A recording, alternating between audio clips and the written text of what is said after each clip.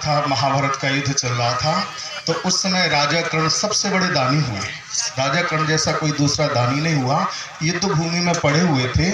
उस समय उनका क्या सारा शरीर जर्जर हो गया था, सारा अंग टूट चुका था, रक्त रक्त हो रहा था, सारे रक्त शरीर से रक्त बह रहा था, अंतिम श्वास गिन रहे थे। तो उस समय भगवान कृष्ण को बहुत दुख हुआ। वो अर्धरात्रि में बैठे बैठे भगवान की आंखों से भी आंसू गिरने लगे। जब वो रो रहे थे तो धर्मराज ने पूछा, कन्हैया क्या हुआ? भगवान आज तक इतना बड़ा महाभारत हो गया और आपके मन में कभी कोई मोह नहीं आया, और मोह आया अर्जुन को तो आपने श्रीमद् भगवत गीता का ज्ञान दिया उनको, और इसके बाद में आप रो रहे, कारण क्या है? तो बोले क्या बताऊं, आज मेरी बहुत बड़ी शक्ति जा रही है। बोले क्या शक्ति तुम्हारी? बोले हाँ। बोले कौन सी शक्ति है? बोले एक मेरा दानी जा रहा है, और हमारी सबसे बड़ा पावर, सबसे बड़ी शक्ति होती है दानी।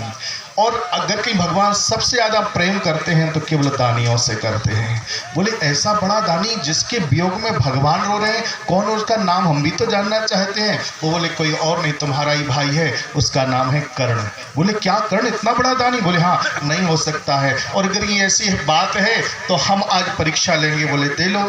तो आकर के पांचों पांडव और भगवान कृष्ण आकर के ब्राह्मण बन गए, और वो भी भिखारी का भेष धारण कर लिया। और भिखारी का भेष धारण करके जैसे पहुंचे वहां पर जाकर के अर्धरात्रि के समय में जब वो अंतिम श्वास भर रहे थे, हाथ झोली फैला करके बोले भिक्षाम देहि, हमको भिक्षा दे दो। करने का नहीं भगवान, मेरे पास में समय कुछ नहीं है। बोले मैं तुमको शाप दे दूंगा, करोड़ों वर्ष तक तुमको नरक की यातनाएं भुगतना पड़ेगी, नहीं तो मुझे भिक्षा दे दो। बोले भगवान आज तक किसी को निराश नहीं भेजा, पर आज मेरी मजबूरी है, मुझे क्षमा करो। बोले नहीं मुझे भिक्षा चाहिए।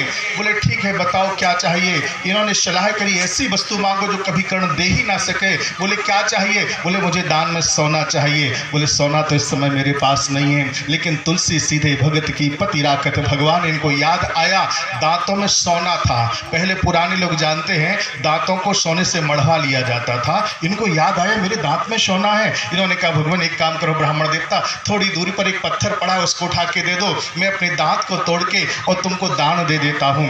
भगवान ने कहा नहीं करूंगा। बोले क्यों? अगर कि मैं यहाँ से वहां तक गया, पत्थर को उठा करके तुमको दिया तो ये मेरी मेहनत हो जाएगी, और मेहनत के बदले में जो दिया जाता है उसे दान नहीं, उसे तो मजदूरी कहते हैं, ये मेरी मजदूरी हो जाएगी, इसलिए मैं ये नहीं कर सकता हूं। बोले तो क्या करोगे? बोले भगवान आप उठाइए। पर कर्ण जाना चाहते थे पर शक्ति नहीं थी, घसीटते घसीटते गए, पत्थर को उठाया, उठा करके बड़ी जोर से अपने दांतों में मारना चाहे, भगवान से नहीं रहा गया। उस समय आकर के भगवान ने अपने चतुर्भुजी स्वरूप का दर्शन दे दिया और चारों भुजाओं में कर्ण को संभाल लिया, फिर दैश लगाया, अविरल उससे अश्रुधारा बहने लगी। कहने लगे कर्ण तेरे जैसा कोई दानी नहीं हुआ, कुछ मांग ले। बोले भगवान कोई ज्यादा चाह नहीं है, पर मेरा अंतिम संस्कार कर देना। बोले कहाँ करें? बोले ऐसी जगह पर करना जहाँ आज तक किसी का अंतिम संस्कार नहीं हुआ हो। चप्पा चप्पा करके छान मारा, कोई जगह नहीं मिली, एक स्थान शेष था।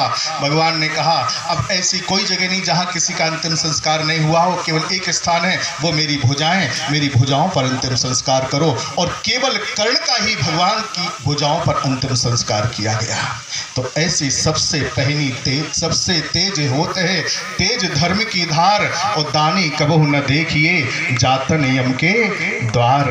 तो मैं भी सभी भक्तों से निवेदन करूंगा, हमारे सभी गणमान्य जनों से निवेदन करूंगा, अगर कि जितना ठाकुर जी ने दिया है, जो हमारी सामर्थ्य है, बस अपनी तन की, मन की, धन की सारी शक्ति से इस मंदिर का भव्य निर्माण आप लोग करवाएं। बहुत बहुत धन्यवाद आप लोगों के लिए। बस मैं यहाँ पर अपनी वाणी को विराम देता हूँ। बोल बाकी बिहारी लाल की।